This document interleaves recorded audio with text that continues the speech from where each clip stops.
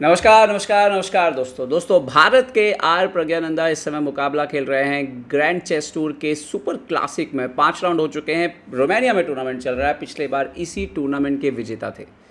4 round बचे हुए हैं। क्या अभी भी विजेता बन सकते हैं? लीडर से आधा पॉइंट विंसेंट केमर जो हैं उनसे पीछे हैं, और पिछले बार भी उन्होंने अंतिम समय में जोरदार मुकाबला दिखाते हुए वापसी की थी। 5वें राउंड में प्रज्ञानंदा ने एक मुकाबला खेला वेस्ली सो के साथ, और ये बाजी जो थी वो शायद बहुत इंपॉर्टेंट बाजी बन सकती थी। अच्छा खेले प्रज्ञानंदा। आइए देखते हैं कि क्या कुछ हुआ इस मुकाबले में। प्रज्ञानंदा सफ़ेद मोहरों से खेल रहे थे। सामने थे वेस्ली सो, इस समय कमाल के फॉर्म में हैं, चाहे कोई भी फॉर्मेट हो।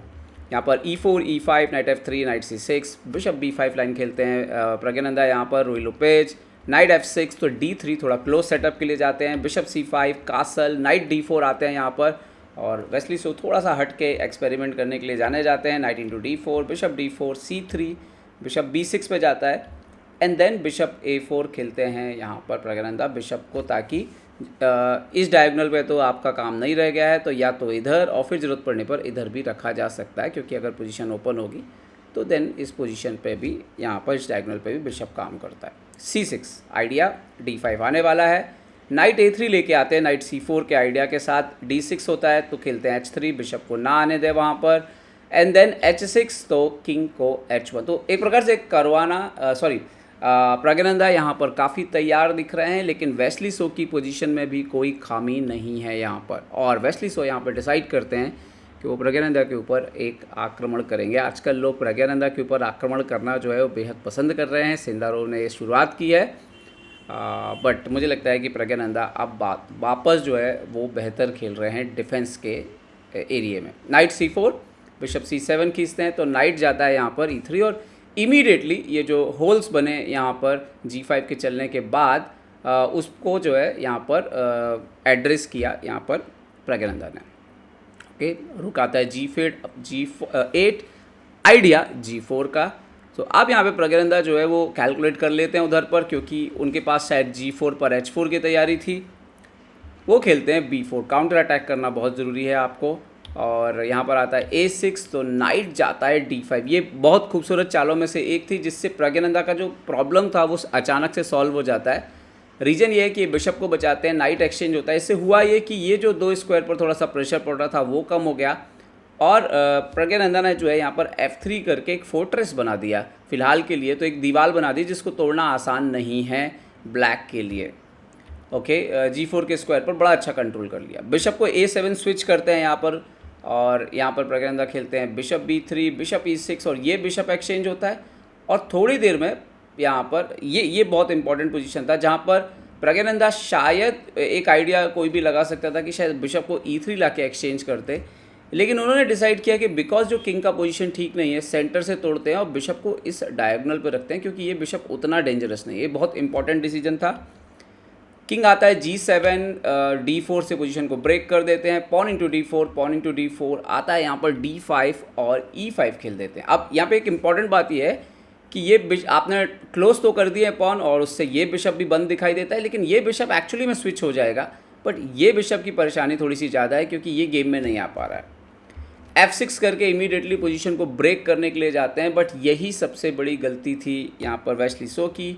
यहाँ पर आ जाता है F4। हालांकि A5 भी यहाँ पे बहुत इंटरेस्टिंग था, बिशप को डाइवर्ट करके फिर F4 आई है, क्योंकि अभी आप इस बिशप को यहाँ स्विच नहीं कर पा रहे हैं, क्योंकि D4 वीक है। तो अगर A5 बिशप C7 करके, क्योंकि वो बिशप A8 जाते तब तो बिशप हमेशा के लिए मर जाता, तो बिशप C7 ही जाते, वो ज़्यादा बेहतर था। तो ये कभी कभी थोड़ा इनएक्यूरेसी अभी भी आ रही है प्राग की तरफ से, बट वो धीरे धीरे फॉर्म में आ रहे हैं। रुक F4, रुक F8, सो रुक F1, यहाँ पर पॉन इंटू E5 मारते हैं, जो कि और थोड़ा सा गड़बड़ था।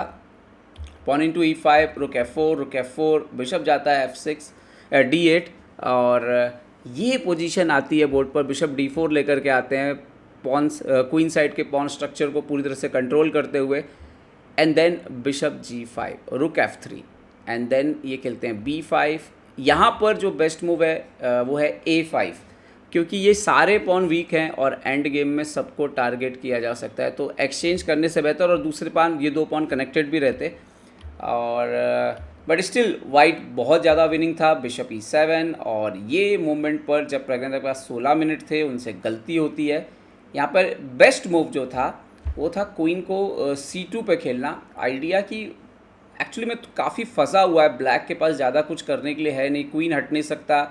मान लीजिए कि बोले कि चलो रुक F8 एक्सचेंज के लिए रख देते हैं, तो रुक G3 चेक के बाद ये जो पोजीशन थी ये काफ़ी ख़राब हो रही है एक्चुअली। और या तो पीस देना पड़ेगा बिशप G5 से, अगर आप कुछ ऐसा हटते हैं तो ये गेम एक्चुअली में ख़त्म हो जाता।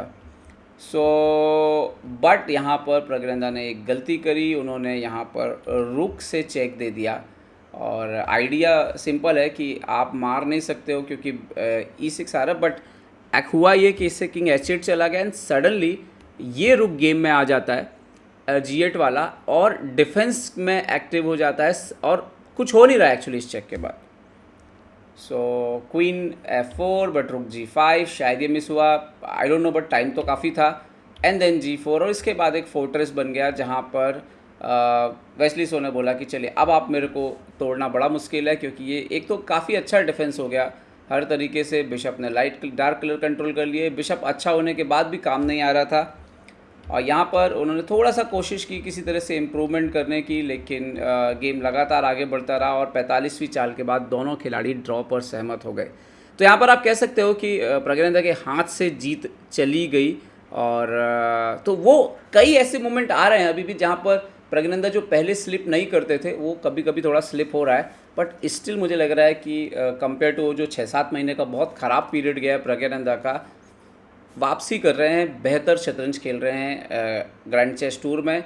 और उम्मीद करते हैं कि आखिरी के 4 राउंड में कमाल दिखाएं और कुछ 1 या 2 बेहतरीन जीत दर्ज करेंगे अगर, तो वो लीड पे भी जो है आ सकते हैं। उम्मीद करता हूँ ये गेम आपको पसंद आया होगा दोस्तों। अगर आपको एक गेम ठीक लगा हो तो कम से कम किसी एक इंसान के साथ इसको ज़रूर बांटें, ताकि हिंदी भाषा में जो हम कर रहे हैं कि ज़्यादा से ज़्यादा लोग शतरंज सीख सकें, शतरंज के नॉलेज के बारे में उनको और शतरंज का नॉलेज मिले, उसमें आपकी ओर से ये हमारी मदद हो जाएगी। तो थैंक यू सो मच, और अपना ध्यान रखिए, सुरक्षित रहिए।